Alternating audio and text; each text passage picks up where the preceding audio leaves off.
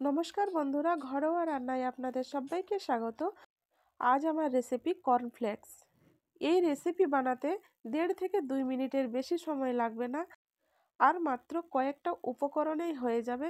খেতে অনেক ভালো লাগে আর বাচ্চাদের তো অনেক পছন্দ হবে। সকাল বা বিকেলে বাচ্চাদের দিতেই পারেন। তো এর জন্য আমি নিয়ে নিয়েছি একটা ছোট্ট বাটিতে 1 বাটি কর্নফ্লেক্স, আর একটা বাটিতে আমি নিয়ে নেব দুধ। দুধটা আমি গরম করে ঠান্ডা করে নিয়েছি। এবার আমি দুধে কর্নফ্লেক্সগুলো দিয়ে দেব।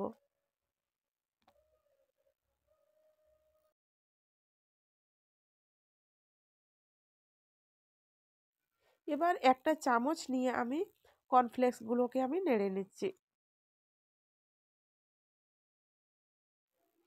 এবার আমি 5 থেকে 7 মিনিট পর্যন্ত রেখে দেব, যাতে করে কর্নফ্লেক্সগুলো ভিজে যায়। 5 থেকে 7 মিনিট পর আমি ফিরে এলাম। এবার আমি দিয়ে দেব অল্প পরিমাণে চিনি, দেব বেশি না। এবার আমি দিয়ে দেব কেটে রাখা পাকা কলা। এর জন্যই আমি কম পরিমাণে চিনি দিলাম, কারণ কলাও মিষ্টি মিষ্টি লাগে, তো বেশি মিষ্টি হয়ে গেলে খেতে খারাপ লাগবে। এবার দিয়ে দিলাম কুচনো আপেল, দিয়ে আবারও আমি সব কিছু মিশিয়ে নেব। ভালো করে আমি মিশিয়ে নিচ্ছি।